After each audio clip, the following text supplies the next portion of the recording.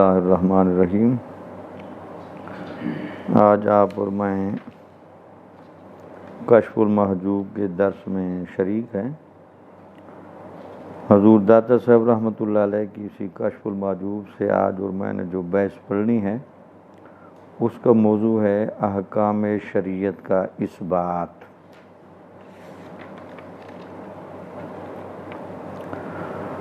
حضور داتا صاحب رحمۃ اللہ علیہ علم کی مختلف جہتوں پر کلام فرماتے ہوئے آپ نے علم حقیقت کے ارکان بیان کیے، پھر علم شریعت کے ارکان بیان کیے۔ علم حقیقت کے ارکان پر تفصیلی بحث کرنے کے بعد اب احکام شریعت کے اثبات پر آپ گفتگو فرما رہے ہیں، تو آپ اور میں ذرا اس میں شامل ہیں۔ آپ نے دیکھا یہ دوسرا ترجمہ کشف المحجوب کا بھی میرے ہاتھ میں ہے، اگر کسی دوست نے دیکھا یہ بڑی محنت کے ساتھ ترجمہ کیا ہے، 70x70۔ یہ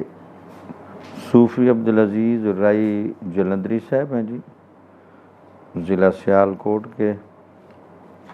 اور ان کے مرید بھی ہیں اور خصوصی معاون ہیں سید فضل معین معینی اجمیری۔ یہ سول لائنز کالج میں یہاں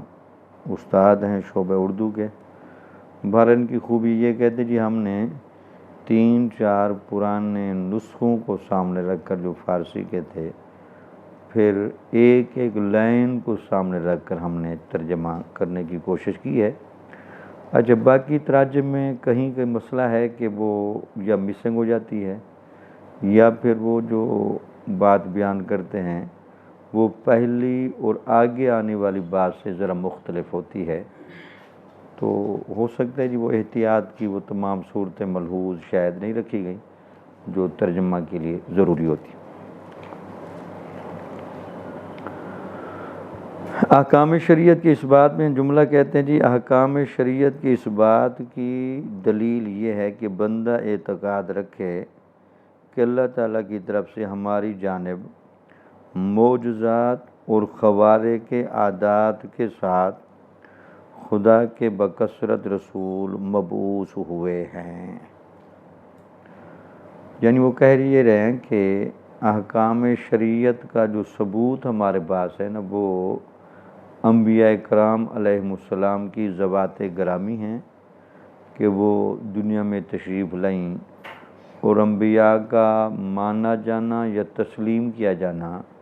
یہ ان کے معجزات اور خوارق عادات کے ذریعے تھا۔ خوارق عادات کا معنی تو روٹین کو توڑ کر کسی کام کا ہونا،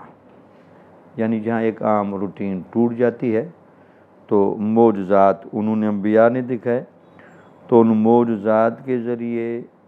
انبیاء کی تصدیق پیدا ہوئی۔ پھر انبیاء نے جب آ کر کہا کہ ہمارے اوپر اللہ تعالیٰ کا یہ حکم نازل ہو رہا ہے یا یہ پیغام نازل ہو رہا ہے، تو اس طرح کر کے مسلمانوں کو یا انسانیت کو یہ شریعت کے احکامات پہنچے ہیں اور ثابت ہوئے ہیں۔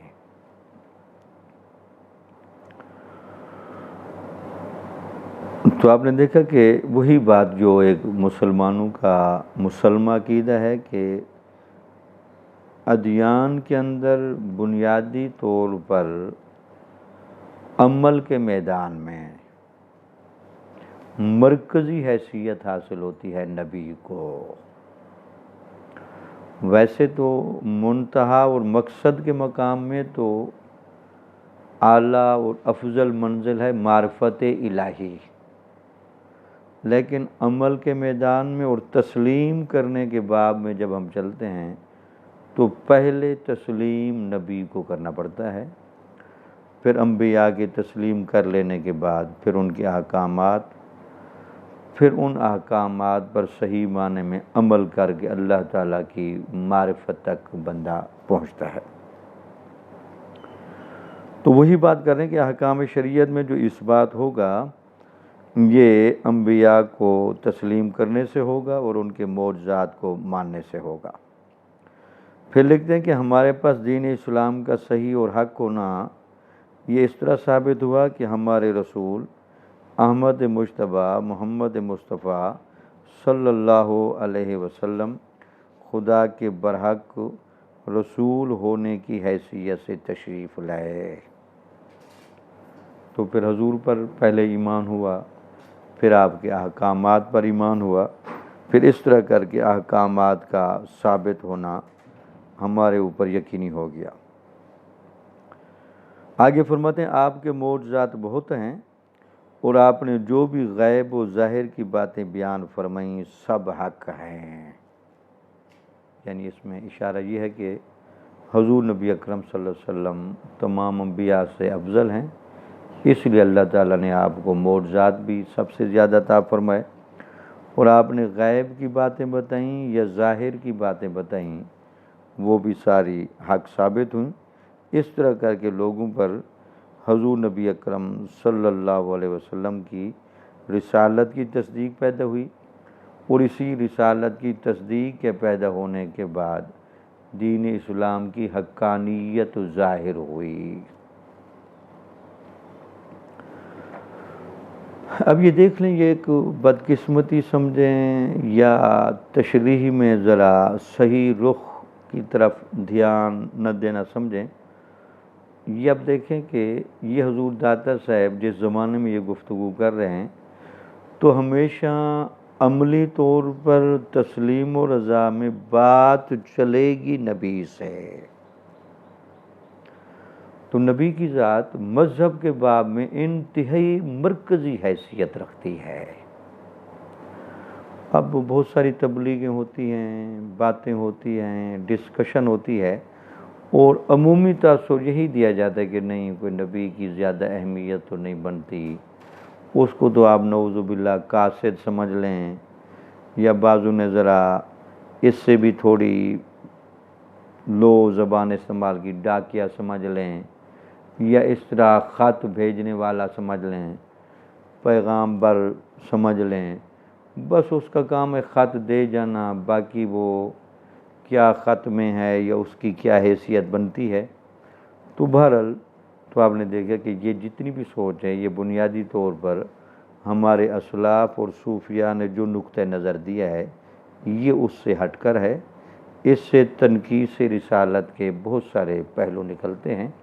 بہرحال دین اسلام کے اندر حضور نبی اکرم صلی اللہ علیہ وسلم کو پہلے ماننا لازمی ہے، پھر اس کے بعد باقی چیزوں کو ماننے کے یہ پیدا ہوں گے۔ اب اس کا ایک منطقی اور فلسفیانہ بھی جائزہ لیا جا سکتا ہے، چونکہ جن چیزوں کے ماننے کی طرف انسان کو دعوت دی جا رہی ہے یا بتایا جا رہا ہے، یا تو وہ معاملات ہیں عقائد کے، اور وہ عقائد کے تمام معاملات انسان کے عقل و شعور سے غائب ہیں۔ اللہ تعالیٰ ہے، بھئی کہاں ہے؟ اللہ تعالیٰ ایک ہے، وہی عبادت کے لائق ہے۔ پھر یہ دنیا کی زندگی گزارنے کے بعد آپ اور میں پابند ہیں حساب و کتاب دینے کے، عقیدے کے باب میں بھی اور عمل کے باب میں بھی۔ بھئی وہ کب آئے گی آخرت، وہاں کیا ہوگا، تقدیر کیا ہے؟ تو عقیدہ تو تقریباً غائب ہے سارا۔ اب اس میں تو کوئی چیز انسانی عقل کو اگر تھوڑا بہت شعور ہے بھی صحیح تو انسان واضح طور پر تو وہاں نہیں پہنچ سکتا جب تک کوئی پراپر رہنمائی کرنے والا نہ ہو۔ ویسے مذہب کے بھی بہت سارے معاملات انسان سے غائب ہیں، عملی زندگی کے۔ تو اس وجہ سے نبی کی شان پھر مرکزی بنتی ہے، چونکہ یہ ایک واحد ذریعہ ہے جو انسانی شکل میں نظر آ رہا ہے۔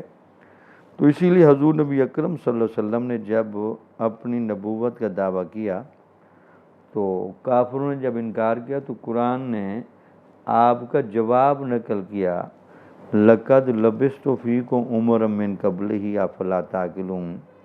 میں تمہارے اندر 40 سال گزار چکا ہوں، اب بھی تمہیں عقل نہیں ہے کہ میں نبی و رسول ہوں؟ میرے جیسا بچپن کسی کا، میرے جیسی جوانی کسی کی، میرے جیسا عقل و شعور کسی کا، میرے جیسا دل و دماغ کسی کا، میرے جیسی نورانیت و روحانیت کسی کی، امانت و دیانت کسی کی، تو تمہیں کبھی سمجھ نہیں ہے کہ اتنا غیر معمولی انسان آخرکار یہ اللہ کی طرف سے کوئی عطیہ ہے، کوئی نعمت ہے۔ تو اب میں نے 40 سال کے بعد کہہ بھی دیا کہ میں نبی و رسول ہوں، تو تمہارا تعجب کرنا مجھے سمجھ نہیں آ رہا کہ آیا نبی و رسول کا لیول اس سے کوئی زیادہ اونچا ہونا چاہیے جو معیار میں نے آپ کے سامنے پیش نہیں کیا۔ تو وہ یہی بات تھی۔ تو اس کا مطلب کہ مذہب میں مزاج یہ ہے کہ پہلے رسالت، اس پر اندھا اعتماد، پھر مذہب کی تعلیمات، پھر عمل، پھر اس کے بعد آخرت کی نجات یا حقیقت سے آشنائی۔ تو اسی لیے حضور داتا صاحب رحمۃ اللہ علیہ نے پہلا احکام شریعت کے اس بات کو ہی شروع کیا نبوت کی تسلیم کرنے سے، پھر نبوت کی تسلیم کرنے کے بعد جو کچھ بھی پھر نبی کہے گا اس پر پھر اعتماد کرنا ہوگا۔ اس کے بعد کہتے ہیں جی یہ جو شریعت کے احکامات میں ابتدائی سیڑھی اور کردار تو ادا کرے گی نبی کی ذات، لیکن حضور نبی اکرم صلی اللہ علیہ وسلم پر جو احکامات نازل ہوئے وہ دو صورتوں میں تھے۔ قرآن مجید اللہ کی طرف سے آپ پر نازل کیا گیا تو قرآن مجید کی شکل میں ہمیں احکامات ملیں گے۔ اللہ تعالیٰ نے قرآن مجید میں کیا ارشاد فرمایا؟ آپ کا جملہ ہے کہ شریعت اسلامی کا پہلا رکن قرآن مجید ہے۔ اس کے بارے میں حق تعالیٰ فرماتا ہے، اب یہ حسن اتفاق ہے یہ جملے اس کتاب سے غائب ہیں، میں دوسری کتاب سے آپ کو بتا دوں۔ وہ کہتے ہیں اس کے بارے میں اللہ تعالیٰ خود فرماتا ہے منہ آیات محکمات ہن ام الکتاب، یعنی قرآن مجید کے اندر پختہ قسم کی آیات ہیں اور یہ کتاب کی اصل ہیں۔ مطلب کہ اشارہ کیا گیا کہ قرآن مجید کے اندر واضح چیزیں بیان کر دی گئی ہیں اور اصول سارے قرآن مجید میں آ گئے ہیں۔ اور پھر دوسرا کہتے ہیں کہ احکام شریعت کو ثابت کیا جائے گا سنت نبوی سے، تو جو دوسرا سنت ہے جس سے احکامات ثابت ہوں گے، جیسا کہ قرآن مجید نے ہی خود فرمایا وما آتاکم الرسول فخذوہ وما نہاکم عنہ فانتہوا، جو کچھ رسول تمہیں دیں ان کو لے لو اور جس چیز سے رسول تمہیں روک دیں اس سے رک جاؤ۔ اب یہ ایک بڑی شاندار حضور داتا صاحب نے آیت نقل کی، اور یہ ان لوگوں کا جواب ہے جو یہ سمجھتے کہ نہیں جی نبی کے احکامات کے حجت ہونے میں تو عمومیت نہیں ہے بلکہ تخصیص ہے۔ تو جن لوگوں کا یہ خیال ہے کہ نبی کا جو پیغام ہوتا ہے یا نبی کی جو سنت ہوتی ہے ان میں ہر حکم حجت نہیں ہوتا، تو حضور داتا صاحب نے وہ آیت نقل کی جس کا مقصد یہ تھا جو کچھ بھی تمہیں رسول دیں وہ لے لو اور جس چیز سے روک دیں رک جاؤ۔ ہاں جہاں کوئی چیز خصوصیت بنے گی وہاں نبی خود بتا دے گا کہ نہیں یہ حکم تمہارے لیے نہیں میرے لیے ہے۔ جہاں چیز سب کے لیے ہوگی تو سب کا ڈر ہوگا، جہاں مخصوص لوگوں کے لیے ہوگی تو مخصوص لوگوں کے ساتھ ہوگا۔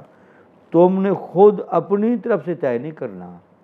بلکہ وہ نبی نے اگر وہ عام بات کہہ دی تو سب کے لیے ہے، اگر مخصوص کر کے بات کر دی تو وہ مخصوص ہو جائے گی۔ گویا کہ اس کو عام کرنا یا خاص کرنا یہ نبی کا حق ہے، یہ کسی امتی کا منصب نہیں کہ حضور نبی اکرم صلی اللہ علیہ وسلم کے احکامات میں اپنی طرف سے تقسیم کرنے کی کوشش کرے کہ نہیں جی یہ تو لے لینا چاہیے یہ نہیں لینا چاہیے۔ حضور داتا صاحب رحمۃ اللہ علیہ نے گویا کہ اس آیت کا انتخاب کر کے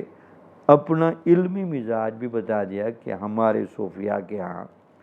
تو حضور نبی اکرم صلی اللہ علیہ وسلم کی ذات پر اعتماد کرنے کی یا ان کو تسلیم کرنے کی یہ حد ہے جو کچھ بھی دیں لے لو، اور جس چیز سے بھی منع کریں رک جاؤ، اپنی طرف سے تعویلات میں نہ پڑو، بھئی اس کو ایسے کر لیں، اس کو ایسے کر لیں۔ تو وہ آپ نے بیان فرمایا۔ تیسرا آپ نے لکھا جی یہ قرآن مجید کے احکامات اور سنت کے بعد شریعت کے احکامات جن چیزوں سے ثابت ہوں گے وہ ہے اجماع امت۔ اور اس میں فرماتے ہیں کہ حضور نبی اکرم صلی اللہ علیہ وسلم نے خود ارشاد فرمایا، لا تجتمع امتی علی الضلالۃ علیکم بالسواد العظم، میری امت کبھی بھی گمراہی پر جمع نہیں ہوگی، لہٰذا تم پر لازم ہے کہ جو سب سے بڑی جماعت ہو اس کا دامن تھامے رکھو۔ تو دیکھیں چونکہ حضور نبی اکرم صلی اللہ علیہ وسلم نے اپنی امت کے اجتماعیت کے محفوظ رہنے کی گارنٹی دی، اسی لیے پھر اجماع امت، اجماع صحابہ، اجماع تابعین، اجماع تبع تابعین اور اجماع دور اول۔ اب اس میں بعض لوگ گمراہی میں پڑ جاتے ہیں، ہو سکتا ہے کہ امت پر ایسا زمانہ بھی ہے جب زیادہ لوگ گمراہ ہوں اور تھوڑے لوگ حق پر ہوں، تو اس وقت وہ لوگ کہتے ہیں جی آپ تو کہتے تھے کہ وہ تو اجماع حجت ہے، تو اس اجماع حجت میں تو اب زیادہ لوگ گمراہ ہیں، کم لوگ ٹھیک ہیں، تو پھر تو زیادہ لوگوں کی بات مانی چاہیے۔ تو ہمارے علماء نے اس کی جو بنیادی طور پر تشریح کی ہے کہ اجماع امت سے عام طور پر تو مراد ہے اسلاف کا اجماع یا پھر محققین کا اجماع، جو پھر ہر زمانے میں سواد اعظم اور بڑی جماعت رہی ہے۔ اور پھر حضور نبی اکرم صلی اللہ علیہ وسلم سے جب اس کی خود بھی وضاحت پوچھی گئی تو آپ نے پھر اس کی وضاحت میں جملہ بھی فرمایا، ہاں جس پر میں اور میرے صحابہ ہوں وہ کبھی بھی گمراہ نہیں ہوگا۔ تو حضور داتا صاحب رحمۃ اللہ نے احکام شریعت کے ثابت کرنے کی بحث کی کہ احکام شریعت کے ثابت کرنے کی باب میں سب سے پہلے نبی کی ذات، نبی کی شخصیت اور انبیاء کے بارے میں تسلیم و رضا، اس کے بعد قرآن مجید، اس کے بعد احادیث مبارکہ، اس کے بعد اجماع امت۔ اس بحث کو مکمل کرنے کے بعد حضور داتا صاحب پھر اب علم حقیقت پر آ گئے۔ آپ فرماتے ہیں اسی طرح حقیقت کے احکام بھی بکثرت ہیں۔ آپ کہتے ہیں کہ شریعت کے احکامات تو آ گئے نا جہاں ظاہری اعمال ہو رہے ہیں، تو اب جہاں تک ہیں حقیقت اور باطن کے احکامات، گہرائیاں، اگر ان سب کو یکجا کر کے لکھنا چاہیں تو ناممکن ہے۔ تو آپ کہتے ہیں کہ شریعت کے احکامات کی تعداد تو گنی جا سکتی ہے، قرآن کی آیتیں اور قرآنی احکامات بھی گنے جا سکتے ہیں، احادیث مبارکہ سے ثابت ہونے والے احکامات بھی گنے جا سکتے ہیں، اور اسی طرح اجماع امت سے ثابت ہونے والے اعمال بھی، اور یہاں بھی صورتیں معلوم ہو سکتی ہیں، لیکن حقیقت کی کو اگر آپ اکٹھا کرنا چاہیں اور گننا چاہیں تو یہ ممکن نہیں۔ اب اس کی وجہ لکھتے ہیں کہ اس کی کیا وجہ ہے کہ جب شریعت کے احکامات بھی گنے جا سکتے ہیں، ان کی حد ہو سکتی ہے، معلوم ہو سکتے ہیں کہ حقیقت کیوں نہیں معلوم ہو سکتی، نہیں لکھی جا سکتی، نہیں گنی جا سکتی، اس لیے کہ اللہ تعالیٰ کے لطائف و اسرار کی کوئی انتہا نہیں ہے، کیونکہ آخر کار حقائق کا تعلق جا کے جڑتا ہے اللہ کی صفات سے، اور اللہ کی صفات کا تعلق جا کے جڑتا ہے اللہ کی ذات سے۔ تو چونکہ اللہ کی ذات بھی بے حد ہے، اللہ تعالیٰ کی صفات بھی بے حد ہیں، تو لہٰذا ان کے ساتھ تعلق رکھنے والے حقائق بھی اور اسرار و رموز بھی بے حد ہوں گے۔ اب یہاں معنی ذرا کلیئر کر لیں۔ بعض لوگ یہ کہتے ہیں کہ اس کی کیا وجہ ہے کہ حضور نبی اکرم صلی اللہ علیہ وسلم کو اللہ تعالیٰ کی طرف سے یہ دعا سکھائی گئی اے میرے نبی آپ یہ فرمایا کریں کل رب زدنی علما، تو آپ کو تو جب ہر چیز کا علم ہے تو پھر آپ یہ کیا کہتے ہیں؟ تو اس میں کوئی شک نہیں کہ حضور نبی اکرم صلی اللہ علیہ وسلم کی ذات گرامی کو دنیا کے ذرے ذرے کی ہر چیز کا علم ہے، لیکن چونکہ آپ کی پرواز بہت بلند ہے تو آپ پھر جب اللہ تعالیٰ کی صفات کی طرف جاتے ہیں، ذات کی طرف جاتے ہیں، تو وہاں کی جہتیں، وہاں کے پہلو، وہاں کی مختلف صورتیں وہ اس نوعیت کی ہیں کہ وہاں کوئی حد بندی نہیں۔ تو اس لیے پھر آپ کو سکھایا کہ نہیں،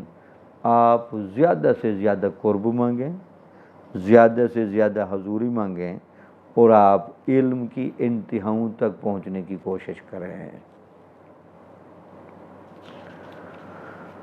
اب یہاں تک حضور داتا صاحب نے گویا کہ علم کی فرضیت کی بات کی۔ اب میں ذرا جملے سادہ سادہ دہراتا جاؤں، پھر اگلی بحث چونکہ دوسری شروع ہو رہی ہے۔ آپ نے سب سے پہلے تو یہ بات کی کہ علم مطلق طور پر فضیلت والی چیز ہے، لیکن تمام علوم کی فضیلت برابر نہیں۔ پھر فضیلت کے باب میں علوم کا بام فرق بتایا، بھئی وہ علوم جو بالکل حلال و حرام فرائض ہو ان میں آئیں گے تو وہ ایک فرض کے درجے میں آئیں گے، پھر اس کے بعد کچھ علوم مستحبات میں آئیں گے۔ آپ نے سب سے پہلے تو اس کنسیپٹ کو کلیئر کیا، اس کے بعد پھر آپ اس بات پر ہے کہ علم اور عمل کا باہم تعلق کیسا ہونا چاہیے۔ آیا علم پڑھتے جائیں اور عمل نہ کریں، یا ایسا ہو کہ عمل کریں تو علم کے مطابق نہ کریں اور اپنے گیس کی بنیاد پر کریں؟ آپ نے اس پر بھی بڑی تفصیلی روشنی ڈالی۔ اس کے بعد پھر آپ نے بحث شروع کی علم ظاہر اور علم باطن کی۔ پھر آپ نے گفتگو فرمائی علم ظاہر اور علم باطن کی تقسیم باعتبار اصول اور باعتبار فروع اور اس کی برانچز کے۔ پھر اس کے بعد جب آپ نے یہ بحث ختم کی، پھر علم باطن اور علم حقیقت کے کون سی چیزیں ہیں، اور علم ظاہر اور شریعت میں کون سی چیزیں ہیں، پھر علم شریعت کا اثبات کیسے ہوگا اور حقائق کیا ہوں گے۔ اب اس کے بعد آپ ذرا جائزہ لے رہے ہیں ان لوگوں کا اگلی بحث میں جو لوگ علم کی فضیلت کی قائل نہیں، اور علم کو وہ فضیلت والا نہیں سمجھتے بلکہ علم کی فضیلت کا انکار کرتے ہیں، علم کے بارے میں شک ظاہر کرتے ہیں، بلکہ علم کو ایک نیگیٹو اور منفی قسم کی چیز سمجھتے ہیں۔ اب حضور داتا صاحب اگلی بحث میں اس فرقے اور گروہ کا جائزہ لیں گے، بھئی یہ کون لوگ ہیں۔ اب چونکہ اس طرح کے لوگ پھر صوفیاء میں بھی گھسے، آپ پھر وہ صوفیاء کا بھی ساتھ ساتھ جائزہ لیتے ہیں، اور ان کا جائزہ لینے کے بعد پھر اپنا ایک اس طرح کے بندے کے ساتھ مناظرہ بھی ذکر کرتے ہیں، اور اس بحث کو آخر تک آپ بڑھاتے ہیں۔ آپ فرماتے ہیں جی یاد رہنا چاہیے کہ ملحد اور بے دینوں کا ایک گروہ سوفسطائیہ ہے، یعنی بہت سارے لوگ ایسے ہیں جو بے دین ہیں، ملحد ہیں، جو دین کو ضروری نہیں سمجھتے۔ وہ ایک گروہ ایسا ہے جو سوفسطائیہ کا لفظی معنی ہوتا ہے ظاہری طور پر چیز کا چمکدار ہونا اور اندر سے کھوکھلا ہونا، یعنی ظاہری دکانداری تو ان کی بڑی اچھی ہے، لیکن جب اندر ان کو کھول کر دیکھے تو اندر تو نہ وہ سامان ہے نہ وہ صورتحال ہے۔ تو کہتے ہیں گروہ سوفسطائیہ کا اللہ کی لعنت ان پر ہو۔ ان کا مذہب یہ ہے کہ کسی قسم کا علم درست نہیں ہے۔ وہ کہتے ہیں جناب کسی چیز کا علم ہی درست نہیں ہے۔ آپ کے نزدیک کون سی علم کی فضیلت ہے؟ ہم تو یہ کہتے ہیں نا کہ جیسا حضور داتا صاحب رحمۃ اللہ علم کی تعریف کی کہ علم بنیادی طور پر وہ صفت ہے جس کے ذریعے بندہ اشیاء کو پہچاننے کی کوشش کرتا ہے۔ چونکہ علم کے ذریعے اشیاء کو پہچانا جاتا ہے پھر جیسے جیسے اشیاء پہچانی جاتی ہیں پھر ان اشیاء کے ساتھ انسان کو حکم ہے ڈیل کرنے کا، رویہ رکھنے کا، اس کے بارے میں عقیدہ رکھنے کا۔ تو پہلے ضروری ہے کہ پہلے اس کو چیزوں کے بارے میں بتایا جائے تاکہ پھر اسی کے مطابق احکامات اس کو دیے جائیں۔ وہ کہتے ہیں کسی قسم کا علم درست نہیں، اور علم بجائے خود کوئی شے نہیں ہے۔ پہلے تو کہنے لگے کہ کسی شے کا علم ہی درست نہیں، مقصد یہ تھا کہ آپ شے کو پہچاننے کی کوشش کریں، آپ پہچان ہی نہیں سکتے، لہٰذا علم ایک فضول مصروفیت ہے کہ آپ گویا کہ وہ کام کرنے لگے ہیں جو آپ سے ہو ہی نہیں سکتا۔ اچھا، پھر ان میں سے کچھ نے یہ کہا علم بجائے خود کوئی شے نہیں ہے۔ کچھ نے تو کہہ دیا کہ علم ہی کوئی چیز نہیں ہے، اور کچھ نے یہ کہا کہ نہیں، علم ہے تو صحیح لیکن علم چونکہ حقیقت تک نہیں پہنچاتا، علم چیزوں کو نہیں کھولتا، بلکہ علم چیزوں کو کھولنے کی بجائے ایک اضطراب اور پریشانی میں مبتلا کرتا ہے۔ جب ایک اسے درست نتیجہ ہی نہیں نکلتا تو علم کو حاصل نہیں کرنا چاہیے۔ اب یہ جو دو موقف تھے سوفسطائیوں کے یا ملحدوں اور بے دینوں کے، جن کو داتا صاحب نے اس طرح کہا کہ ایک تو کہتے علم از خود کوئی شے نہیں، دوسرے نے کہا علم ہے تو صحیح لیکن علم کی کوشش کرنا فضول ہے چونکہ وہ چیزوں کو کھولتا نہیں بلکہ الٹا اضطراب پیدا کرتا ہے، شک پیدا کرتا ہے۔ اب حضور داتا صاحب ان کے اسی موقف کو، وہ جو یہ کہتے ہیں کہ علم کچھ بھی نہیں، یا پھر یہ کہتے ہیں کہ علم ہے تو صحیح لیکن علم سے اگلی چیز کی حقیقت نہیں کھلتی، علم سے چیز واضح نہیں ہوتی، اس پر وہ کہتے ہیں ہم ان سے دریافت کرتے ہیں بتاؤ یہ جو تم نے جانا ہے کہ کسی چیز کا علم درست نہیں ہے، یہ بات بھی اپنی جگہ صحیح ہے یا نہیں؟ اب حضور داتا صاحب رحمۃ اللہ علیہ ہم ان سے پوچھتے ہیں کہ یہ جو آپ بات کر رہے ہیں کہ علم خود کوئی شے نہیں یا علم بندے کو درست نتیجہ نہیں دیتا، چلو آپ کی یہ بات مان بھی لیں تو آپ کا یہ دعویٰ اپنی جگہ ٹھیک ہے یا غلط؟ اب اس پر آپ تبصرہ کرتے ہیں، اگر یہ جواب دو کہ یہ بات صحیح ہے،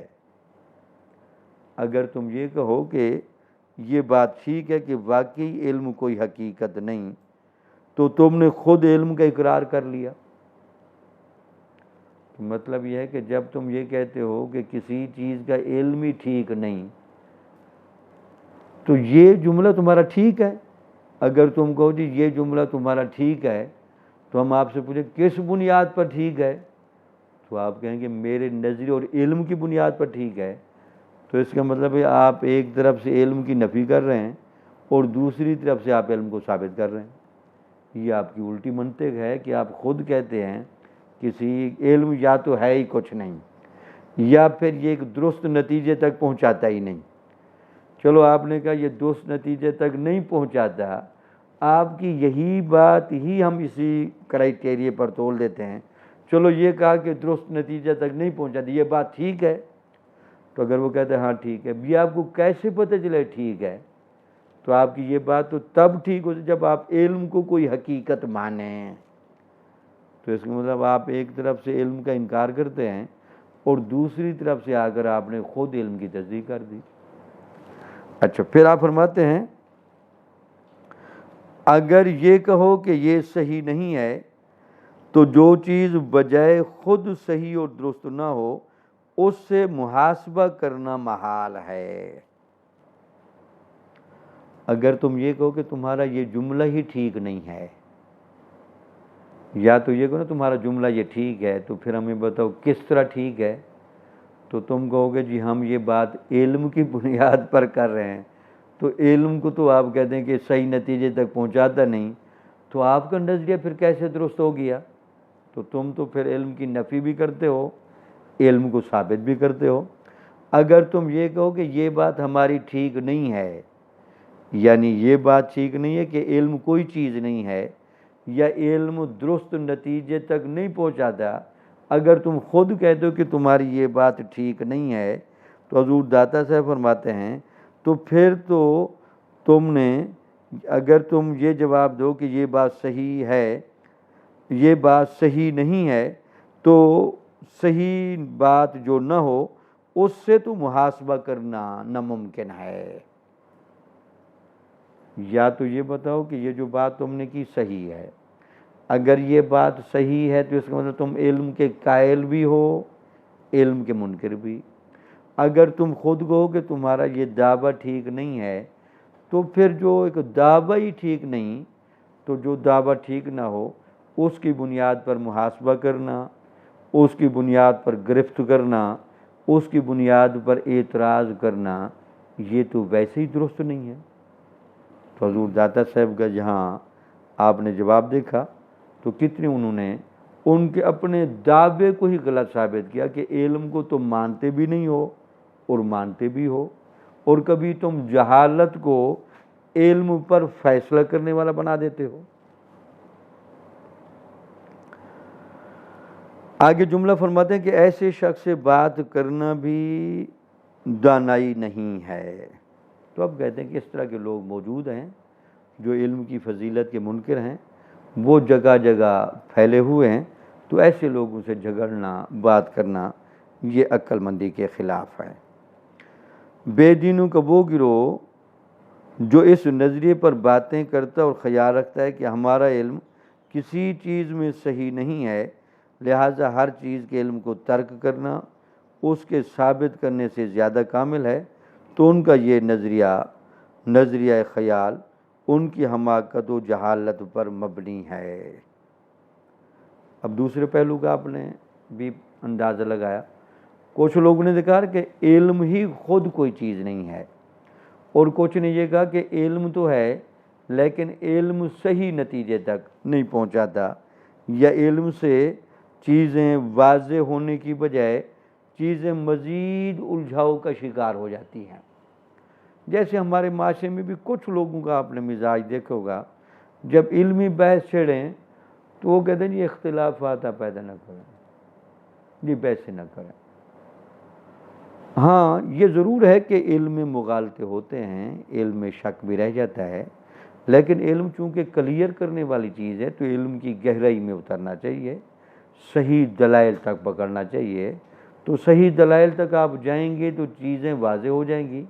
اگر آپ دلیل ہی ایسی دے دیں کہ دلیل ہی الجھی ہوئی ہے تو وہ علم کا قصور نہیں، وہ تو پھر اس بندے کا قصور ہے کہ اس نے جس دلیل کے سہارے اس کو ثابت کرنے کی کوشش کی ہے وہ دلیل اس کو ثابت نہیں کر سکتی۔ لہٰذا یہ رویہ غلط ہوتا ہے کہ علم کی بحثیں نہیں ہونی چاہیے، بلکہ یہ رویہ ہونا چاہیے کہ علم کی بحثیں ہوں، اصل دلائل تک پہنچا جائے تاکہ اس کی بنیاد پر صحیح اور حق میں تمیز ہو سکے۔ اللہ تعالیٰ نے قرآن مجید کا ایک لقب فرقان بیان فرمایا، یعنی یہ قرآن مجید فرقان ہے، یعنی حق و باطل میں فرق کرنے والی کتاب۔ تو یہ جو علم ہوتا ہے یہ بھی بنیادی طور پر اگر بندہ صحیح دلائل کے ساتھ، صحیح محنت کے ساتھ علم حاصل کرے تو حق و باطل میں تمیز پیدا ہو جاتی ہے، صحیح نظریات تک پہنچنا چاہیے، ان سے چمٹنا چاہیے، وہ اختلافات کو برائے اختلافات نہیں بلکہ اختلافات کو ہمیشہ تحقیق کے ترازو میں تول کر ترجیح یافتہ چیزوں کو فوقیت دینی چاہیے، اور جن چیزوں کو ترجیح نہیں بنتی یا جو ثابت نہیں ہوتی ان پر نہیں اڑنا چاہیے۔ تو لہٰذا حضور داتا سے فرمایا کہ ایک گروہ تو بے دینوں کا ایسا ہے، وہ کہتے ہیں جی علم کے اندر اگر آپ پڑ جائیں تو شک زیادہ پیدا ہوتا ہے، پریشانی زیادہ پیدا ہوتی ہے، لہٰذا اس سے تو بہتر یہ ہے کہ علم حاصل نہ کیا جائے۔ اب اس کا آپ جواب دیں کہ یہ بھی ایک جہالت پر مبنی نظریہ ہے کہ لہٰذا ہر چیز کے علم کو ترک کرنا اس کے ثابت کرنے سے زیادہ کامل ہے، تو ان کا یہ نظریہ خیال ان کی حماقت اور جہالت پر مبنی ہے، اس لیے کہ علم کا ترک کرنا دو باتوں سے خالی نہیں، یا تو وہ کسی علم سے ہوگا یا وہ جہل و نادانی سے۔ اب حضور داتا صاحب رحمۃ اللہ علیہ کا بڑا خوبصورت اسلوب ہے، وہ عام طور پر بات کو سطحی لینے کی بجائے وہ پوری گہرائی میں جا کر اس کا جائزہ لیتے۔ وہ کہتے ہیں چلو جی جن لوگوں نے یہ کہا جی علم الجھاؤ پیدا کرتا ہے، علم سے صحیح نتائج پیدا نہیں ہوتے، چلو ہم 1 منٹ کے لیے ان کی بات مان لیتے ہیں۔ ہم ان کو کہتے ہیں چلو ٹھیک ہے، علم الجھاؤ پیدا کرتا ہے، شک پیدا کرتا ہے، لہٰذا علم حاصل نہ کرنا بہتر ہے علم حاصل کرنے سے۔ اگر 1 منٹ کے لیے آپ کی یہ بات مان بھی لیں تو آپ یہ بات بتائیں کہ آپ اس بات کو ثابت کیسے کریں گے؟ یا تو آپ اپنی بات کو ثابت کریں گے علم کے زور پر، یا اپنی بات کو ثابت کریں گے جہالت کے زور پر۔ اگر آپ اپنی بات کو ثابت کریں علم کے زور پر، علم کی نفی نہیں کرتا، علم معلومات کی نفی نہیں کرتا، بلکہ علم تو مزید باریکی میں گھسنے کی دعوت دیتا ہے تاکہ چیزیں کلیئر ہوں۔ تو لہٰذا اگر تم یہ کہو کہ ہم یہ بات علمی دلائل کی بنیاد پر کہتے ہیں کہ علم شک زیادہ پیدا کرتا ہے، علم زیادہ پریشانی پیدا کرتا ہے، لہٰذا علم کا حاصل نہ کرنا علم حاصل کرنے سے افضل ہے، اور یہ بات تم کہتے ہو ہم علمی دلائل سے ثابت کرتے ہیں، تو علم تو کوئی بھی دوسرے علم کی نفی نہیں کرتا۔ تو تمام علوم ایک دوسرے کی تائید کرتے ہیں، چونکہ علم کا اصل معنی بھی یہی ہوتا ہے کہ اس سے چیزیں واضح ہوتی ہیں، کلیئر ہوتی ہیں اور سچائی پیدا ہوتی ہے۔ اگر تم یہ کہو کہ نہیں یہ بات تو ہم اس لیے کرتے ہیں کہ جہالت کے دلائل ہم دیتے ہیں، ناواقفیت کے دلائل، اور اس سے ہم ثابت کرتے ہیں کہ علم اضطراب پیدا کرتا ہے اور علم شک پیدا کرتا ہے، تو حضور داتا صاحب کہتے ہیں جو اس کا مطلب کہ جہالت پھر علم سے افضل ہوئی، نادانی علم سے افضل ہوئی، تو کوئی ایسا بندہ نہیں ہے جو یہ کہے کہ نہیں جی نادانی یا جہالت علم سے افضل ہے، لہٰذا تمہارا یہ دعویٰ بھی غلط ہے۔ اگر کسی علم سے ترک کیا جائے تو علم نہ کسی علم کی نفی کرتا ہے اور نہ ضد و مقابلے میں آتا ہے، لہٰذا علم کے ذریعے علم کی نفی اور ترک محال ہے۔ لا محالہ کسی علم کا ترک جہل و نادانی ہی سے ہوگا، اگر یہ صحیح ہے تو اس سے علم کی نفی سراپا جہل ہے اور اس کا ترک کرنا سراسر حماقت و جہالت ہے، کیونکہ جہالت خود قابل مذمت اور کبیح صفت ہے، اور یہ کہ جہالت قرینہ کفر و باطل ہے۔ تو حضور داتا صاحب رحمۃ اللہ علیہ نے کہا کہ یہ ٹھیک ہے کہ سطحی علم، ناقص دلائل ضرور شکوک و شبہات پیدا کریں گے، تو وہ تو پیدا کرتے ہیں، لیکن اگر علم صحیح ہو اور دلائل واضح ہوں وہ تو چیزوں کو کلیئر کرتے ہیں، ایک یقین کی کیفیت پیدا ہوتی ہے۔ تو اس پر حضور داتا صاحب تبصرہ فرما رہے ہیں کہ جس علم سے یقین پیدا ہوتا ہے تم اس علم کے بارے میں یہ کہو جی اس سے شک پیدا ہوتا ہے، تو لہٰذا علم کا حاصل نہ کرنا یہ زیادہ بہتر ہے علم حاصل کرنے سے۔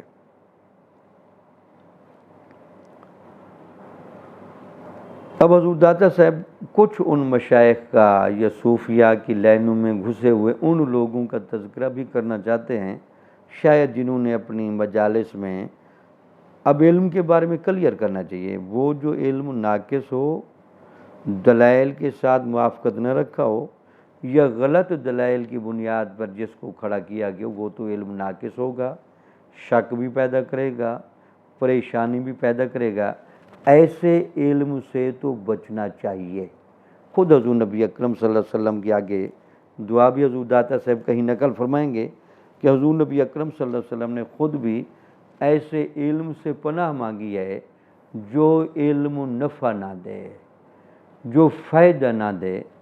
تو ایسے علم سے آپ نے خود پناہ مانگی ہے، تو لہٰذا وہ علم ہمیشہ فائدہ مند ہوگا جو صحیح دلائل کے ساتھ ہوگا، جو کلیئر ہوگا، واضح ہوگا۔ اب چونکہ بعض صوفیہ ہو سکتے ہیں شروع میں یہ رجحان ایسا رہا ہو، چونکہ ایک تو ہمیشہ ہمارے عمل پسند طبقے میں شروع سے ہی تاریخ اسلام میں ایسا رہا ہے کہ جہاں خود عملیت کا غلبہ ہے، لیکن وہ عمل کرنے کے باب میں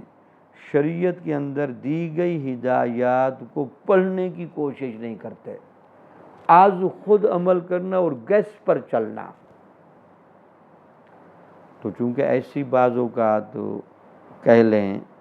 یہ رجحان پایا جاتا ہے عمل پسند طبقے میں بھی، تو وہ ہو سکتا ہے کہ بعض اوقات عمل پسند طبقہ ہوتا ہے، وہ پھر اپنی مجلسوں میں کہتے ہیں یہ جو مولوی لوگ ہوتے ہیں، علماء ہوتے ہیں، انہوں نے بڑے اختلافات پیدا کیے، بڑا جھگڑا انہوں نے پیدا کیا، تو سب سے زیادہ نقصان علم نے پہنچایا ہے یا علماء نے پہنچایا ہے۔ اب اس میں کوئی شک نہیں، ہر زمانے میں ناقص علماء بھی رہے ہیں اور ان کی وجہ سے خرابیاں بھی پیدا ہوئی ہیں، لیکن یہ کہنا جی صحیح علماء نہیں تھے، حق پرست علماء نہیں تھے،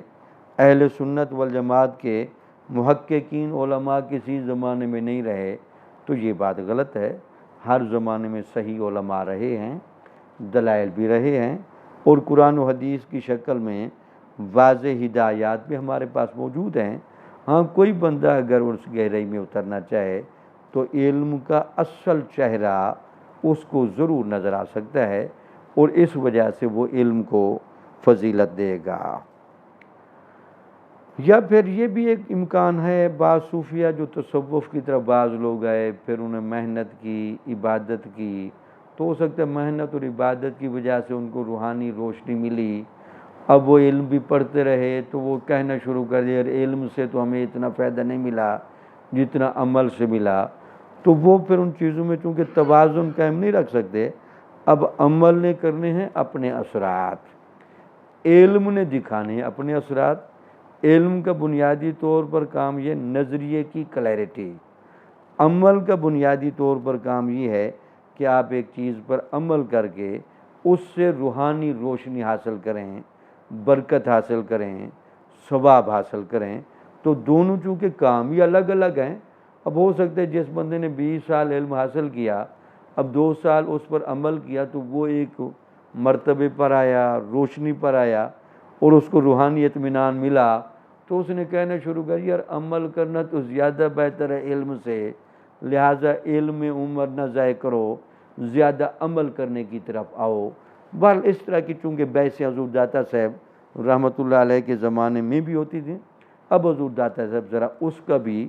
جائزہ لے رہے ہیں اور اس کا تجزیہ کر رہے ہیں۔ آپ کہتے ہیں یہ جو بنیادی طور پر نقطہ نظر ہے، یہ بات تمام مشائخ طریقت کے برخلاف ہے۔ جب عوام ان کی احمقانہ باتیں سنیں گے تو ان کو یہ کہنے کی جرأت ہوگی کہ تمام اہل تصوف کا مذہب یہی ہے اور یہی ان کا عقیدہ ہے۔ اب کہتے ہیں کہ بعض اس طرح کے مشائخ آ گئے، پیر آ گئے یا لوگ آ گئے جنہوں نے کہنا شروع کر دیا کہ علم کی تو کوئی فضیلت نہیں، علم وہاں تک نہیں پہنچاتا جہاں تک عمل پہنچاتا ہے۔ اب عوام نے جب سمجھا تو انہوں نے اپنے طور پر یہ سمجھا یار علم سے تو زیادہ فضیلت عمل کی ہے۔ حضور داتا صاحب رحمۃ اللہ علیہ علم اور عمل کے باہم تعلق کی بحث بڑی خوبصورت انداز میں پہلے سمجھا چکے ہیں کہ دونوں کے اندر ہمیشہ توازن رکھنا ضروری ہے۔ ایسا بھی نہیں ہونا چاہیے کہ علم ہو اور عمل نہ ہو، اور ایسا بھی نہیں ہونا چاہیے کہ عمل ہو اور علم کی روشنی میں نہ کیا جائے۔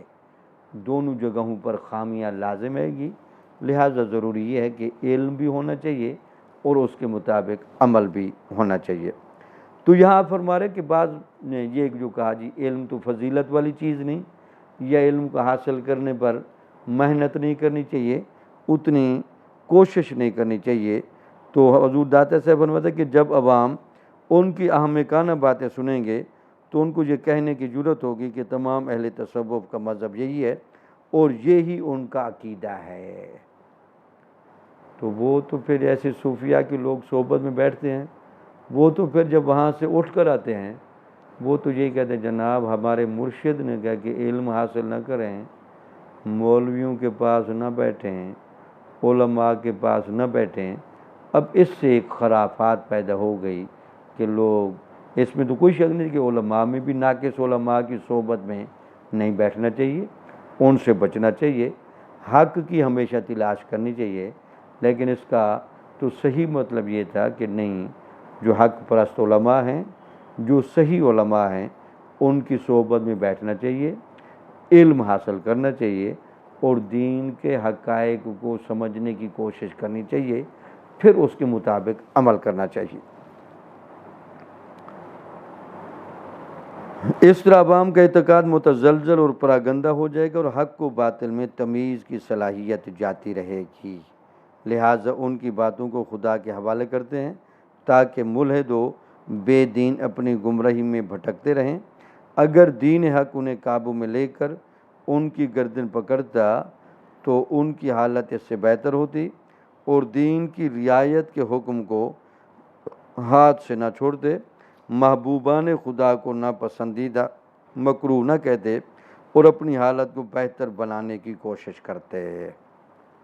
अब हुज़ूर दाता साहब उन पर तबसरा कर रहे हैं कि ये जो मुल्हिद थे या ये इस तरह के जो सूफ़ी थे जो अपनी मजालिस में इल्म की तौहीन करते थे, तो वो कहते हैं कि अगर ये ख़ुद हकीकत पसंद होते तो दीन का दामन पकड़ते, हक़ बातों तक पहुँचने की कोशिश करते, अल्लाह ताला भी इनकी रहनुमाई करता। तो फिर ये सही मशाइख जिनका नुक्ता नज़र यही है कि पहले सही माने में इल्म हासिल करना चाहिए, फिर उसके बाद अमल करना चाहिए, ये तरतीब है असल जिसको हुज़ूर दाता साहब रहमतुल्लाह अलैह ने भी तरजीह दी है और इसी पर उम्मत का इजमा भी है, पहले इल्म फिर अमल।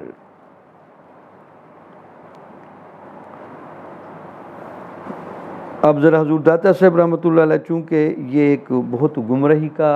ज़रिया ये लोग रहे और अब भी हैं और क़यामत तक इस तरह के लोग रहने हैं, तो चूँकि हुज़ूर दाता साहब रहमतुल्लाह अलैह इल्म की बात बयान कर रहे हैं तो आपकी तबीयत सैर नहीं हो रही, वो बार बार इन पर तनकीद फरमाते चले जा रहे हैं। कहते मुल्हिदों का ये गिरोह जो ज़िद्दो इसरार में मुब्तला है, अगर दीन के हुस्न व जमाल के ज़रिए अपनी आफ़तों से रुस्तगारी पाता और इज़्ज़त व मंजिलत के साये में अपनी ज़िंदगी गुजारता और अहले हक़ के साथ मुकाबरा व मुजादला से पेश न आता और उनकी इज़्ज़त व करामत को पायमाल न करता तो उनके लिए कितना अच्छा होता। अब वो वजह बताना, एक तो जिन लोगों ने ये नुक्ते नज़र अख्तियार किया उनके अंदर क्या सूरत हाल बन गई। एक तो वो लोग दीन के हुस्न व जमाल से आगाह ना हो सके। कुरान व हदीस का अगर मुतालिया किया जाए तो दीन इस्लाम के अंदर 4 चीज़ें फ़जीलत का बायस। हज़रत आदम अलैहिस्सलाम को फ़जीलत दी गई इल्म की वजह से, तो इसका मतलब इल्म ऐसी चीज़ है जिसकी वजह से वो मस्जूदुल मलाइका बनाए गए। क्योंकि वहाँ कुरान में पूरा मुज़ाकरा है, अल्लाह ताला ने आदम अलैहिस्सलाम को भी इल्म दिया और फरिश्तों को भी इल्म दिया, फिर मुनाजरा कराया तो आदम अलैहिस्सलाम जीत गए। तो अल्लाह ने फरमाया कि मैंने अपना नायब बनाना है और उसको अपने पैगामात देने हैं, बताओ अब तुम्हें खलीफा बनाऊं या इसको बनाऊं। फरिश्तों ने कहा अल्लाह तूने इसको जैसी रूह और जहानत दी है, ये तो सिर्फ तेरी बातों को रट्टा नहीं लगाता बल्कि तेरी बातों से बहुत सारी चीज़ें और भी निकाल लेता है, हमें तो सिर्फ उतना पता है जो कहा, हम उससे मज़ीद बातें नहीं निकाल सकते। तो अल्लाह ने फरमाया कि देखा, फिर मैं ये तो नहीं एक एक बात बताता रहूं, मैंने तो चंद असूल की बातें बतानी हैं, उसके बाद इसको कहना है कि इन असूलों में बाकी तफसीलात तय कर ले, तो ये तो सब कुछ कर लेगा, तुम कर लोगे। उनका नहीं, हम तो लगाएंगे रट्टा, जितना कहेगा वो कराएंगे, बाकी फिर पूछने आएंगे और क्या करना है। तो ऐसा नायब मुझे नहीं चाहिए, मुझे वो नायब चाहिए कि मैं उसको एक बात बताऊं, उससे अगर मुतल्लिका 1000 चीज़ें हैं तो वो खुद मैनेज करे। تو یہ وہ جگہ تھی جہاں اللہ تعالیٰ نے آدم علیہ السلام کا اور فرشتوں کا جب کرایا تو کہ جناب جو ہمیں پتہ ہے ہمیں تو اتنا پتہ ہے، لیکن اس کو تو نے جو باتیں پتہ ہے یہ تو پھر آگے اتنا چلتا چلا جاتا ہے کہ اس کے تمام متعلقات کو ایک ہی لائن میں کھڑا کر کہتے ہیں یہ سارے ٹھیک ہیں، اور جب میں نے ایک چیز سے روکا یہ کہتے جی اس کے ساتھ یہ بھی ساری ناجائز ہیں۔ کیوں؟ اس کو عقل ایسی دی، روح ایسی دی،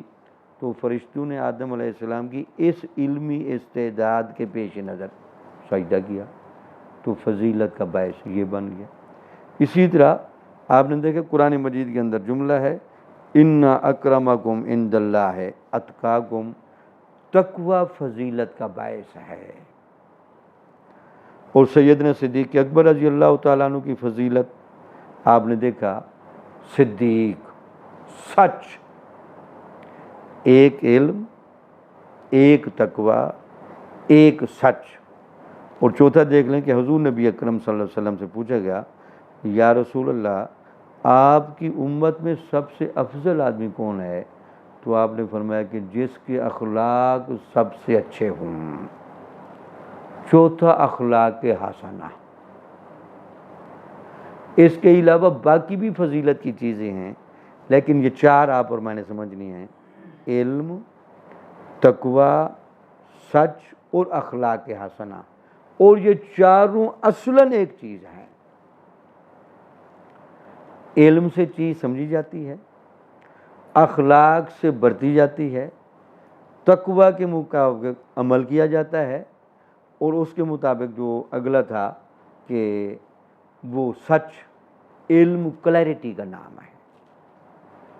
علم سچ لائے گا، علم نظریہ کلیئر کرے گا، وہ نظریے کی کلیئرٹی نظریے میں بھی سچ لائے گی اور بولنے میں بھی سچ لائے گی۔ بندہ سچا اصل وہی ہوتا ہے جس کا بنیادی طور پر نظریہ سچا ہو۔ اب جس کا نظریہ کلیئر نہیں وہ تو جھوٹ بولے گا۔ تو دیکھا اصل نظریے کی کلیئرٹی سے بات شروع ہوئی۔ اچھا، اس کے بعد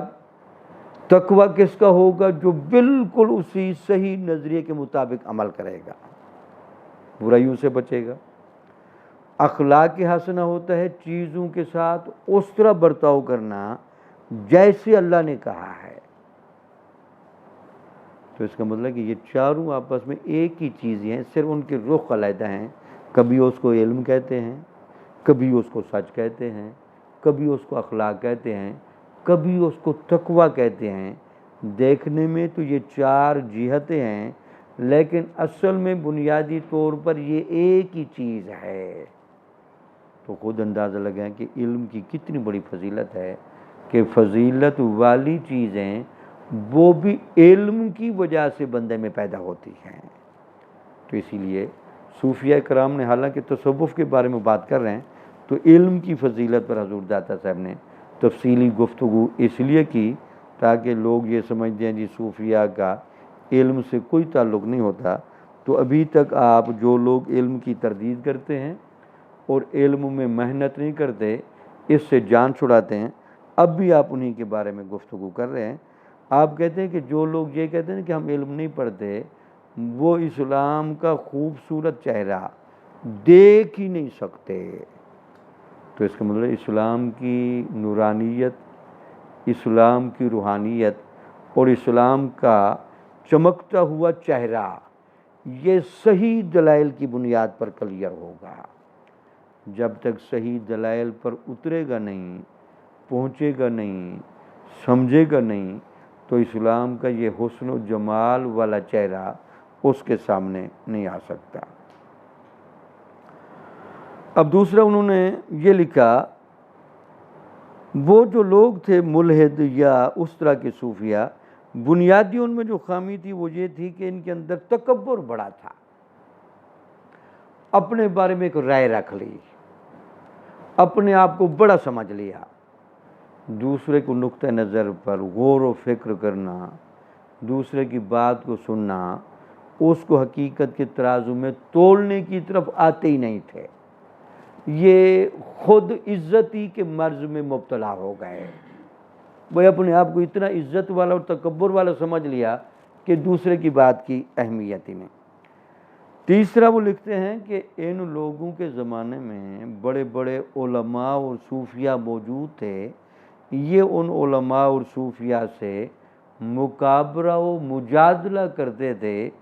بات سمجھنے کے لیے بحث نہیں کرتے تھے۔ جب بھی ان کا آمنا سامنا ہوا ان لوگوں سے تو ہمیشہ تکبر کا اظہار کیا، جھگڑے کی بات کی، لڑ پڑے، اور اس کے بعد کہتے ہیں کہ ہوا اس سے کیا، خود بھی حقیقت سے محروم ہوئے، معاشرے میں بے عزت بھی بڑے ہو گئے اور حق سے بھی دور ہو گئے۔ تو حضور داتا سے فرماتے ہیں کہ اگر یہ لوگ حقیقت پسند ہوتے، علم پر آ جاتے تو اسلام کا خوبصورت چہرہ دیکھتے، اگر تکبر کے مر سے نکل آتے، اولیاء اور صحیح علماء کی صحبت میں بیٹھتے، اور ان سے اگر اختلاف بھی تھا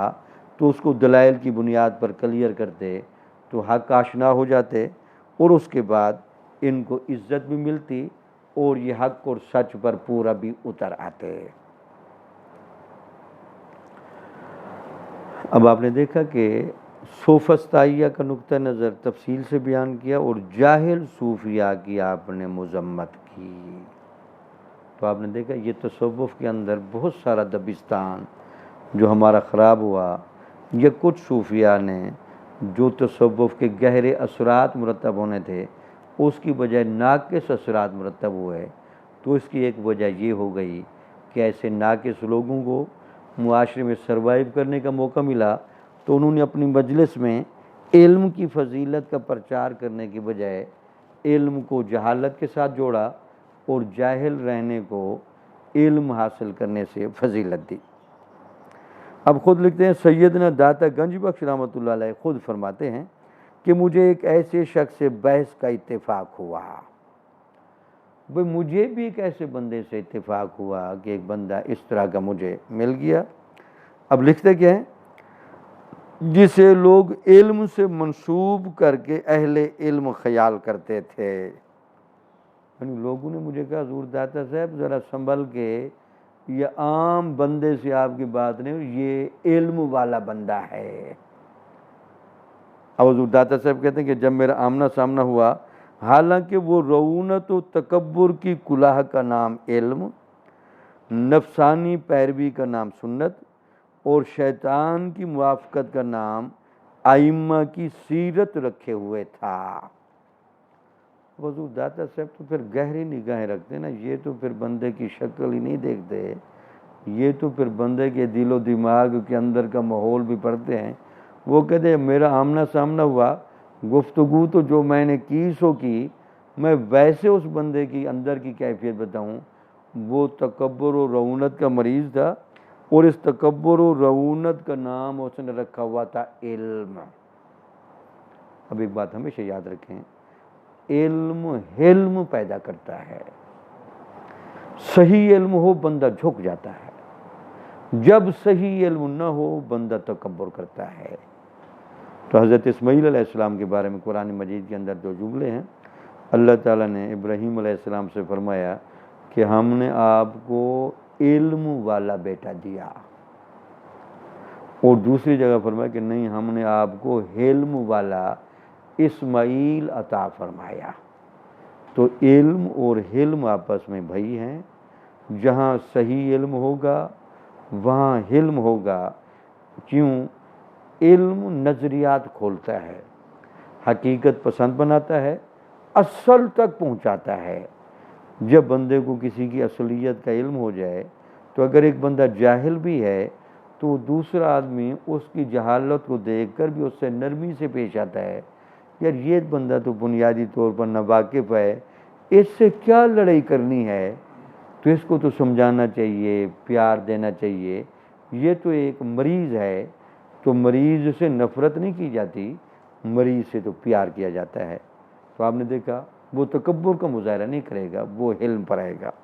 تو حضور داتا صاحب کہہ رہے ہیں کہ وہ جو علم جس کا نام رکھتا تھا، ایک تو جب میں نے اس کو دیکھا کہ رعونت و تکبر ہے اور ساتھ عالم بھی ہے، اور نفسانی پیروی کا نام سنت، اور دوسرا جب میں نے دیکھا یہ تو نفسانی خواہشات کا مریض ہے اور یہ تو ہر وقت اگر حدیثوں کو بھی پڑھتا ہے تو اس پیرا میں پڑھتا ہے کہ جہاں میرے نفس کی پیروی زیادہ ہو میں اس حدیث کو لے لوں۔ حدیث حقائق کون سے بیان کرتے اس کو نہیں، حدیثیں وہ ان جگہوں کی پڑھتا ہے جہاں اس کے کھانے کا مسئلہ، پینے کا مسئلہ، خواہش نفس کا مسئلہ، شادی کا مسئلہ، دیگر مالی مفادات، یہ چیزیں پوری ہوں، اس کو عزت ملے، تکریم ملے، وہ چیزیں پڑھتا ہے، حدیثوں سے پڑھ پڑھ کر سناتا ہے۔ تو اس کا مطلب بنیادی طور پر ہے یہ نفسانی خواہشات کا مریض، اور سناتا اس پر سنت ہے، حدیثیں پڑھتا ہے۔ تیسرا آپ نے جملہ فرمایا شیطان کی موافقت کا نام ائمہ کی سیرت رکھے ہوئے ہے۔ جب میں نے اس کا مطالعہ کیا اور دیکھا تو میں نے کہا یہ بندہ تو شیطان کے بڑا قریب ہے، اس کو تو کسی وقت بھی شیطان پھسلا سکتا ہے۔ تو میں نے دیکھا کہ وہ کہتا تھا جی ہم یہ علماء میں ہیلے ہوتے ہیں نا، جی یہ نہیں ہو سکتا پھر یہ کر لیں، یہ نہیں ہو سکتا تو یہ کر لیں، یہ جو ہیلے تراشنا، گنجائش نکالنا، احتیاط اور تقوی کی جگہوں کو چھوڑ دینا، چونکہ صوفیہ ہمیشہ احتیاط اور تقوی کی جگہ پر کھڑے ہوتے ہیں، اگرچہ فقہا کے اس کی گنجائش بھی ہوتی ہے، لیکن چونکہ بعض اوقات ہیلا، تعویلات اور اس طرح کی چیزیں یہ ایک گنجائش نکالتی ہیں، جواز نکالتی ہیں، اور جواز کے رستے سے بندہ نکلتے نکلتے وہ غلط جگہ پر پھنس جاتا ہے۔ تو حضور داتا صاحب فرما رہے ہیں کہ یہ شیطان کی موافقت کرنے والا بندہ تھا۔ جب میں اس کو کہتا تھا کہ آپ ایک جگہ پر کیوں نہیں کھڑے ہوتے، کبھی کوئی بات، کبھی کوئی بات، کبھی کوئی بات، تو وہ کہتا ہے جناب یہ میرا اختلاف نہیں، یہ ہمارے ائمہ کا اختلاف ہے، تو آپ ائمہ کے اختلاف کی گنجائش کے پیش نظر مجھے بھی گنجائش پیدا کرنے دیں۔ تو حضور داتا صاحب رحمۃ اللہ علیہ نے کہا جی اس طرح کے بندے کے ساتھ میری ملاقات ہوئی، اس کے اندر میں نے 3 مرد دیکھے، تکبر بہت زیادہ تھا، نفسانی خواہشات کا مریض تھا، اور وہ ہمیشہ گنجائش اور ہیلے کی تلاش میں ہی رہتا تھا۔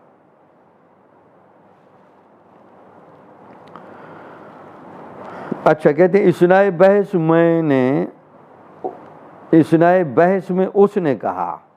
اب کہتے ہیں آمنا سامنا ہو رہا ہے، حلیہ بیان کر دیا۔ اب یہ دیکھنا اولیاء کی کتنی گہری نظر ہے، ملاقات ہوئی، گفتگو اب ہو رہی ہے، تو حضرت صاحب نے اگلے کے باطن کا مطالعہ پہلے کر لیا،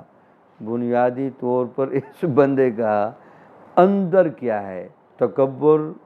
نفسانی خواہشات، ہیلے بہانے، علم سے دوری۔ اب علم تو آپ کو صحیح دلائل پر کھڑا کرے گا اور وہاں اڑنے کا بھی کہے گا، ہمیشہ ترجیح یافتہ موقف کو پکڑنے کی دعوت دے گا۔ اب علم میں ایسی گنجائش نہیں ہوتی کہ ہر چیز ہی ٹھیک ہے، تو اس میں ہمیشہ دلائل دیکھے جاتے۔ اب کہتے ہیں کہ اس نے جب مجھ سے بات کی اثناء بحث میں، اس نے کہا ملحدین کے 12 گروہ ہیں۔ اب وہ بات کر رہا ہے آپ سے، اس نے کہا جناب یہ جو لوگ دین سے دور ہیں، یا دین کو ضروری نہیں سمجھتے، یا علم دین کو حاصل کرنا ضروری نہیں سمجھتے، ان کے بنیادی طور پر 12 گروہ ہیں، ان میں سے ایک گروہ صوفیاء کا بھی ہے۔ تو سمجھو یہ مرض ہر زمانے میں رہا ہے کہ صوفیاء کا ایک ٹولہ علم سے ضرور دور رہا ہے۔ تو حضور داتا صاحب کہتے ہیں کہ اس نے میرے ساتھ گفتگو کی، جناب آپ اور میں ملحدین پر ذرا گفتگو کریں، ان کے 12 گروہ ہیں اور ایک گروہ صوفیاء میں سے ہے، آپ بھی مجھے صوفی لگ رہے ہیں، تو اس کا مطلب کہ آپ بھی بنیادی طور پر عالم نہیں۔ تو یعنی اس نے اشارہ کیا آپ کو، بھئی آپ کا علم سے تعلق نہیں ہونا چاہیے، چونکہ آپ صوفی ہیں تو صوفیوں کا علم سے تعلق نہیں ہوتا۔ میں نے جواب میں کہا اگر ایک گروہ اہل تصوف کا ہے تو باقی 11 گروہ تم میں سے ہوں گے۔ تو کہا ٹھیک ہے میں صوفی آدمی ہوں، تصوف کا بندہ ہوں، چلو اگر یہ 11 ملحدین کے ہیں نا اور ایک صوفیاء میں ہے، تو باقی جو 11 ہیں ان باقی 11 کی جو بھی نفسیات ہیں، جو بھی طریقہ کار ہے، وہ ساری خامیاں آپ انہیں نظر آ رہی ہیں۔ آپ ایک کے بارے میں پریشان ہیں، مجھے تو لگتا ہے کہ میں صوفی ہوں، اور صوفیوں میں اگر ایک گروہ ہے تو پھر وہ جو باقی 11 ہیں اور ان کی جو نشانیاں ہیں، وہ علامتیں ہیں،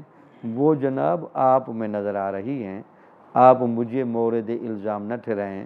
ذرا اپنے گریبان میں بھی نگاہ پھیر کر دیکھیں کہ آپ کتنے عالم ہیں اور میں کتنا عالم ہوں۔ پھر کہا داتا صاحب مگر ایک گروہ خود کو تم میں سے 11 گروہوں کے مقابلے میں خوب اچھے طریقے سے محفوظ رکھ سکتا ہے۔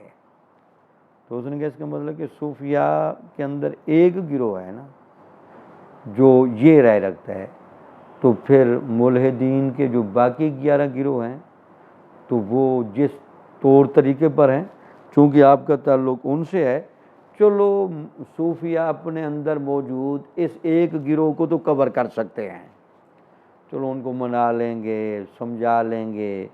ان کی تربیت کریں گے، لیکن باقی ملحدین کے 11 گروہ ہیں وہ تو ساری نفسیات آپ میں موجود ہیں، لہٰذا آپ ایک کی فکر نہ فرمائیں اور پریشان نہ ہوں، آپ 11 کی فکر فرمائیں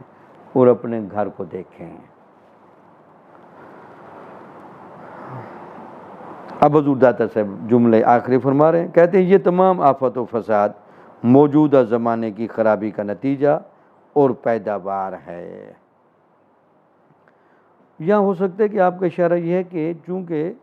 موجودہ زمانے میں جو بھی خرابیاں تھیں ان کے اپنے زمانے میں بھئی یہ بنیادی طور پر یہ آفت و فساد یہاں سے پیدا ہوا ہے، بلا شک و شبہ اللہ تعالیٰ نے ہمیشہ اپنے اولیاء اور دوستوں کی ایک جماعت کو مخلوق سے چھپا کر رکھا ہے اور خلق کو ان کی خاطر ان سے جدا رکھا ہے۔ اب ذرا چونکہ ایک گروہ تو صوفیاء میں رہا جو علم کے نقص کا قائل رہا، لیکن کچھ ایسے صوفیاء بھی ہوتے ہیں جو ہوتے تو کامل ہیں، جو ہوتے تو ٹھیک ہیں، لیکن وہ اپنی مجلس میں علم کی بات نہیں کرتے، اپنی مجالس میں اس طرح کی باتیں نہیں کرتے۔ تو کچھ لوگوں نے پھر کہا جی ایسا بھی تو نہیں ہونا چاہیے، پھر تمام صوفیاء کو اپنی مجالس میں علم کی باتیں، فقہ کی باتیں، حدیث کی باتیں، تفسیر کی باتیں، مسئلے مسائل کی باتیں، عمل کی باتیں، نصیحت کی باتیں تو بہت کرنی چاہیے۔ تو پھر بعض لوگ چونکہ ان کو بھی سبب سمجھتے ہیں کہ ایسے لوگوں کی موجودگی بھی علم کے باب میں ایک رکاوٹ سی بنتی ہے، تو حضور داتا صاحب رحمۃ اللہ علیہ ایسے لوگوں کے لیے ایک جواز نکال رہے ہیں کہ ہاں اولیاء کا ایک ایسا گروہ بھی رہا ہے جو علم میں بھی کامل تھے، عمل میں بھی کامل تھے، لیکن انہوں نے کبھی نہ علم کی بات کی نہ عمل کی بات کی، وہ ہمیشہ خاموش رہ کر چلتے رہے۔ تو ایسے لوگوں پر کوئی تنقید نہیں کرنی چاہیے۔ اب اس میں وہ کہتے ہیں کہ اللہ تعالیٰ کی ایک مشیت رہی ہے اور اللہ تعالیٰ کا ایک طریقہ رہا ہے، تو آپ کہتے ہیں بلا شک و شبہ اللہ تعالیٰ نے ہمیشہ اپنے اولیاء اور دوستوں کی ایک جماعت کو، سب کو نہیں، یعنی اللہ کے اولیاء میں سے کچھ لوگ ایسے بھی گزرے ہیں جو ایک اولیاء اور دوستوں کی ایک جماعت کو مخلوق سے چھپا کر رکھا ہے، رہتے وہ مخلوق میں ہیں لیکن وہ ولی کے طور پر، عالم کے طور پر مشہور نہیں ہوتے، ہوتے ولی بھی ہیں، عالم بھی ہیں، لیکن چونکہ اللہ تعالیٰ ان کا مزاج ذرا اس طرح کا بنایا ہے کہ اپنی مجالس میں نہ علم کی بات کرتے ہیں، نہ اپنی مجالس میں عمل کی بات کرتے ہیں، نہ تقوی کی بات کرتے ہیں، نہ کوئی اور بات کرتے ہیں۔ ایسے لوگوں پر بھی بعض لوگ چونکہ تنقید کرتے ہیں، تو حضور داتا سے فرماتے ہیں کہ یہ اللہ کی منشا ہے،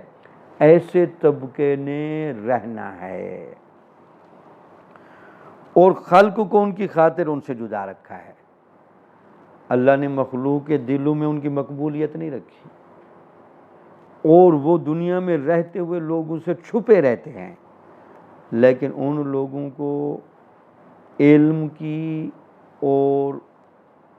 ترغیب یا بے عملی کا سبب نہ سمجھا جائے۔ وہ خود علم والے ہوتے ہیں، خود عمل والے ہوتے ہیں، لیکن چونکہ ان کا مزاج ایسا ہوتا ہے کہ نہ وہ علم کی بات کرتے ہیں نہ وہ عمل کی بات کرتے ہیں، اور پھر اللہ تعالیٰ سے ان کی دعا بھی ہوتی ہے کہ ان کا یہ چھپے رہنا یہ برقرار بھی رہے، تو بعض اوقات ایسا ہوتا بھی ہے۔ تو بہرحال حضور داتا صاحب نے اس گروہ کی بھی ایک نشاندہی فرمائی کہ ایک گروہ اولیاء میں ایسا بھی رہا ہے۔ یہ اس لیے ضروری تھا تاکہ کچھ لوگ یہ نہ کہیں جی پھر ہر بندے پر علم کی بات کرنا تو ضروری ہے، تو ہر مجلس میں علم کی بات بھی ہو، عمل کی بات بھی ہو۔ حضرت معروف کرخی رحمۃ اللہ علیہ کے باقی حضور داتا صاحب نے امید ہے لکھا ہوگا، تو بہرحال وہ تذکرے میں پتہ چلے گا۔ وہ ایک دفعہ نماز انہوں نے پڑھی، نماز پڑھ کے وہ بیٹھ گئے، تو ایک بندہ نماز پڑھ رہا تھا اور اس کے ساتھ کوئی دوسرا بندہ بھی نماز پڑھ رہا تھا۔ تو اس بندے نے دیکھا کہ دوسرا بندہ کوئی رکعتوں میں بھول گیا ہے، اور اس بندے کو یہ بھی اندازہ ہوا کہ معروف کرخی صاحب بھی ہم دونوں کو دیکھ رہے ہیں، اندازہ ان کو بھی ہے کہ یہ بندہ نماز میں بھولا ہے۔ اچھا، وہ نماز پڑھنے کے بعد آپ کو آ کر ملے تو آ کر کہنے لگے کہ حضور یہ فلاں بندے نے کوئی نماز کی رکعتوں میں کوئی گڑبڑ نہیں کر دی۔ تو آپ نے اس کو کہا کہ آپ نے اپنی نماز پڑھی ہے یا اس کی نماز پر نگاہ رکھی ہے؟ اب یہ بھی تو بڑا مرض ہے نا۔ تو پہلے وہ تھوڑا شرمندہ اس نے کہا یہ بات تو ٹھیک ہے آپ کی، مجھے اپنی نماز کو پہلے دیکھنا چاہیے پھر اس کی نماز کو دیکھنا چاہیے۔ پھر اس کے بعد وہ کہنے لگا کہ چلو حضور آپ کو پتہ چل گیا، پھر آپ نے اس سے بات کیوں نہیں کی؟ تو آپ نے فرمایا کہ پہلے اپنی خامیاں دور کر لیں پھر اگلے کو بتائیں گے، پہلے ذرا اپنے آپ کو صحیح کر لیں۔ اب اس طرح کر کے ان اولیاء کا اللہ نے مزاج بنایا ہوتا ہے۔ اب اس کا مطلب یہ نہیں ہوتا کہ اگلے کو سمجھانا نہیں چاہیے یا اگلے کو نصیحت نہیں کرنی چاہیے، یہ ان کا ایک مزاج ہے کہ نہیں، اگلے کو نصیحت کرنے سے پہلے بندے کو اپنی طرف دیکھ لینا چاہیے۔ اگر اس کا گھر مکمل ہو چکا ہے پھر اگلے کو بتا لیں، اگر نہیں ہوا تو پہلے اپنے آپ کو سمجھائیں، دوسروں کو بعد میں سمجھائیں۔ اگرچہ یہ اصول نہیں، یہ استثناء ہے، اصول تو یہی ہے کہ اگر آپ کو خامی کا علم ہو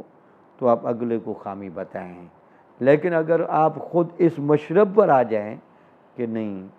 پہلے مجھے اپنے آپ کو صحیح کرنا چاہیے تاکہ لوگ میری بات کو مانیں۔ علماء اور صوفیاء میں اس حوالے سے ایک اختلاف ضرور رہا ہے، حضور داتا سے بھی کسی جگہ ذکر کریں گے۔ علماء کا خیال یہ کہ نہیں، آپ کو حق بات معلوم ہے تو حق بات بتائیں۔ صوفیاء کا خیال یہ کہ حق بات معلوم ہے تو حق بات بتانے سے پہلے اس میں اثر پیدا کریں۔ آپ کی بات میں اثر تب ہوگا پہلے اس عمل پر پورے اتریں پھر بتائیں۔ تو ان کا خیال ہے کہ صرف بات بتانی نہیں ہوتی بلکہ بات اگلے کے دل میں اتارنی ہوتی ہے، اور اگلے کے دل میں بات نہیں اترتی جب تک بندہ صاحب عمل نہ ہو۔ بڑے بڑے لوگوں نے تبلیغ کی، بڑا پیغام پہنچایا، خواجہ معین الدین چشتی اجمیری نے نہ تبلیغ کی، نہ واعظ کیا، نہ تقریریں کی، بس وہ صرف بیٹھتے تھے، لوگ ان کا چہرہ پڑھتے تھے، ان کی نگاہیں پڑھتے تھے، ان کا مزاج پڑھتے تھے۔ وہ چونکہ علم میں بھی کامل، عمل میں بھی کامل، تقوی میں کامل، صحیح معنی میں تربیت یافتہ، مجاہدات اور ریاضت کی ہوئی، تو وہ ولایت کی تاثیرات کو ہی دیکھ کر لوگ مانتے چلے جاتے تھے۔ ہاں بھائی دین اسلام حق ہے، ہمیں لا الہ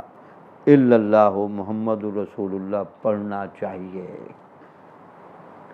تو اسی کے حضور داتا سے بات کر رہے ہیں کہ اگر کہیں ایسا ہوا ہے کہ اولیاء رہے ہیں، علم کی باتیں نہیں کیں، عمل کی باتیں نہیں کیں، تو وہ نہ بھی کریں وہ زبان حال سے بیٹھتے ہوئے، چلتے ہوئے، پھرتے ہوئے، دیکھتے ہوئے وہ تبلیغ کر رہے ہوتے ہیں۔ ضروری نہیں ہوتا کہ وہ زبان سے بھی کچھ کہیں، ان کا کسی کو دیکھ لینا بھی بڑا معنی خیز ہوتا ہے، وہ اشاروں میں سب کچھ بتا دیتے ہیں۔ آگے آپ جملہ لیتے ہیں، شیخ المشائخ حضرت علی بن دار سائرنی رحمۃ اللہ علیہ نے کیا خوب فرمایا ہے، دلوں کا فساد زمانہ اور اہل زمانہ کے فساد کے اعتبار پر ہے۔ یعنی حضور داتا صاحب کا اشارہ یہ ہے کہ چونکہ لوگوں نے بھی پھر اپنا صحیح علم حاصل کرنا چھوڑ دیا تو علم کی وہ سطح بھی گر گئی، لوگوں نے جب اپنی صحیح تربیت کرنا بھی چھوڑ دی تو پھر تربیت اور عمل کی بھی وہ سطح نہ رہی، تو وہ فرما رہے ہیں کہ جناب اس میں قصور کسی کا نہیں، یہ تو پھر انسانوں کا قصور ہے۔ جب کسی بھی زمانے میں لوگوں نے جس طرح کا بھی مزاج اختیار کیا اسی طرح کا ماحول بن جاتا ہے، علم میں بھی اور عمل میں بھی۔ اب کہتے ہیں کہ حضور داتا صاحب اب ہم مشائخ طریقت کے فیصلہ کن اقوال پیش کرتے ہیں تاکہ تمہیں معلوم ہو جائے کہ صوفیہ کرام پر اللہ تعالیٰ کی کیسی صادق اور سچی عنایتیں رہی ہیں اور ان کے منکرین کیسے خائب و خاسر ہوئے، وباللہ توفیق۔ اب کہتے ہیں کہ علم کی فضیلت کے بارے میں اور علم کے اقوال کے بارے میں حضور داتا صاحب فرماتے ہیں، میں اولیاء کے اقوال نقل کرتا ہوں، ان سے تمہیں اندازہ لگ جائے گا کہ اولیاء کرام علم کو کیا مقام و مرتبہ دیتے ہیں۔ ٹائم کہاں تک پہنچ گیا؟ ٹھیک، چلو اللہ تعالیٰ مجھے آپ کو ان باتوں کو سمجھنے کی توفیق عطا فرمائے اور اصل دعا فرمایا کریں آپ فرمائیں حضور داتا صاحب کی جو مراد ہے وہاں تک ہمارا دل و دماغ پہنچے تاکہ یہ باتیں ہماری نہ ہوں، یہ ان کی ہوں۔ وآخر دعوانا الحمدللہ رب العالمین۔